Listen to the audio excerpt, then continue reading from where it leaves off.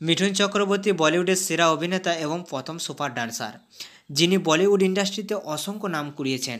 কিন্তু তার ব্যক্তিগত জীবন অনেক উত্থান পতনের মধ্য দিয়ে গেছে। আজকের এই ভিডিওটিতে অভিনেতার একটি বেদনাদায়ক দিক আমি তোমাদের সাথে শেয়ার করতে চলেছি।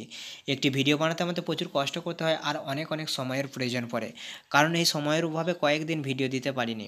তোমরা ভিডিও একটু লাইক করে এক্ষুনি চ্যানেলটিকে সাবস্ক্রাইব করে নাও। গত 4 দশক ধরে দর্শকদের বিনোদন দিয়ে আসা মিঠুন চক্রবর্তীর কিন্তু ফ্যান ফলোয়িং নেহাত কম নয়। আজও তার ভক্তরা তাকে মিঠুনদা বলেই ডাকে। তার স্ত্রীও কিন্তু একজন বলিউডের সুন্দরী অভিনেত্রী, যার নাম হচ্ছে যোগিতা বালি। বর্তমানে এই দুই অভিনেতা এবং অভিনেত্রী 4 সন্তানের বাবা মা। কিন্তু জানলে অবাক হবেন যে মিঠুনের সন্তানদের মধ্যে কেউ তাকে পাপা বলে ডাকে না। তাই অভিনেতা তার সন্তানদের মুখ থেকে এই ডাক শোনার জন্য ব্যাকুল হয়ে থাকেন। Reality show super dancer chapter 3-এ কিন্তু এই কথা নিজেই জানিয়েছেন মিঠুন চক্রবর্তী। তার ব্যক্তিগত জীবনের কথা উল্লেখ করে মিঠুন বলেছিলেন, তার সন্তানরা তাকে কখনো পাপা বলে ডাকে না।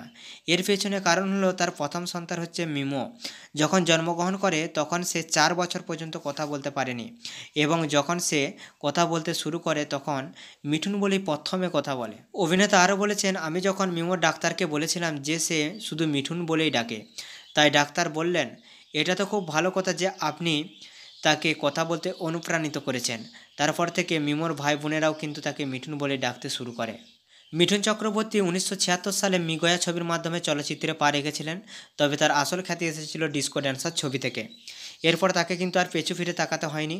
হিন্দি সিনেমা মার্দ, ফুল আর আঙ্গার, জল্লাদ, গুরু, ঘর এক মন্দির, ওয়াতান কে রাখলে, চারো কি সওগান, হামসে হ্যায় জামানা, বক্সার, প্যার ঝুকতানা, জাং এর মতো কিন্তু সুপারহিট ছবি উপহার দিয়েছে।